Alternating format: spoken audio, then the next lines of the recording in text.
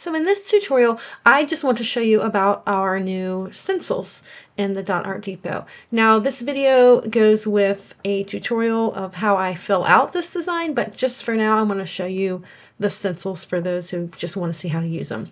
So this here is our new transparent compass, and I just use a couple pieces of cardboard underneath it and a sewing needle. And you just want to find the center of your canvas. And this here is a mini 16 slice little mini guideline stencil that we've also got.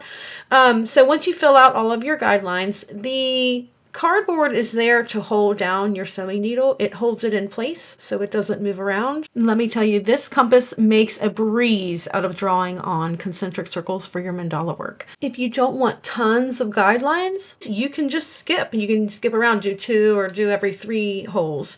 But I wanted to show you what it looks like. This is using every second hole, and then I go ahead and fill it out just so you can see by running it through each hole, and it makes a ton of guidelines. So if you like that and you prefer to have lots of guidelines, this thing is awesome for that.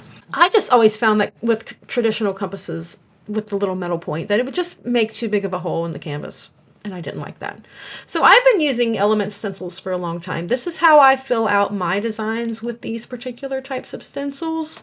And you can do it however you want. I am editing the tutorial of the painting that I create using today's stencil design. So watch for that tutorial. It's coming for you soon. I am all about simplicity. If it makes my life easier, I'm all about it. We currently have 2 sets of the element stencils. There's the earth set and the fire set. So within the earth set, you get 12 different shapes, and each shape has 5 different sizes nestled into one stencil. These are bendable. You can put them on curved surfaces and they bounce right back, and they're totally flat. They're transparent. They're so super easy to line up with your already pre-drawn guidelines, and I just think that these are the best. So in the earth set, you basically get 60 different shapes in 12 stencils. And in the fire set, you have 9 stencils. 1 is a bonus. It's not even pictured in the listing. And most of them have about 7 different shapes nestled into each other. I think a few of them have 8, and maybe even a couple have 6. And so you're getting over 60 different shapes and sizes within just one set of stencils. So you're not, fumbling around with, 60 pieces or 120 pieces trying to find the right shape or the right size. Okay, so in case you want to follow along, I am using the very first design shape will be number 6 stencil from the earth stencil set, element set. And we're going to use the second from the smallest shape, and we're going to draw it all the way out to the 3rd guideline, and that's where you will put the bottom of it. And then you just use your spokes to center it up, and you draw 1 on each spoke. Next up, we are using stencil number 7 from the fire element set, and we're going to use the 3rd shape out from the smallest, and we're just lining it up in between 3 spokes. It's right at the tip of the little petals that we just drew on. You go up 1 bar and you draw on your guideline, and you're going to do that with every spoke. So, well, I guess it's every other spoke. So you just line up, then at that point you can just line up the corner of the previous one that you drew on and just draw the next one on. And it makes this beautiful flower design. I love this. And I just can't wait for you to see how it looks when it's all done and painted. It's beautiful. And it also, I do want your feedback. If you wouldn't mind staying till the end and seeing how I do the corners. I just want to get feedback before I finish this tutorial up.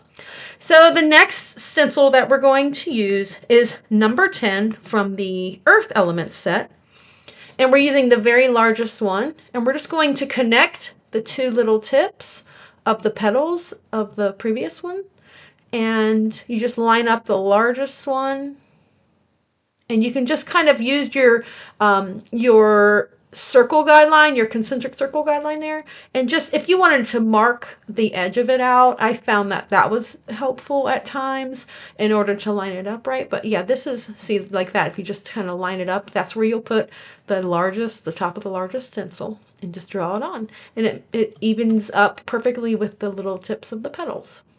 So the possibilities are literally endless. I mean, you could do so many different designs. So the next one up, I'm going to be putting in the corners. It's stencil number 11 from the Fire set.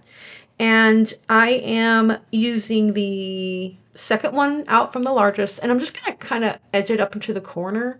It's that very last guideline is where I put the tip, and then I just draw on the guidelines, and it winds up being right at the tip of the circles, the little half circles that we drew on.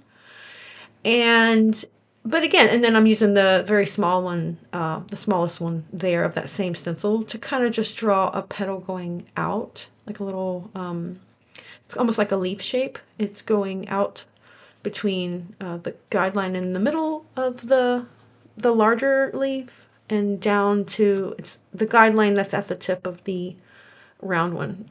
And I just draw it out so you can see. And that seemed to be very helpful. Just kind of draw on a little thicker of a line there so I could see where I was putting it. And then I'm going to flip flop it on the other side and draw one on the other side, pointing in the other direction. Now you can do whatever you want with the corners, and I will show you that too. I change it up just so you can see the final project that I've got over here. So you can see there's different ways of doing the corners. I mean, there's different ways of doing everything. It's all just a personal preference, so you can use it however you want. But stay tuned for the tutorial.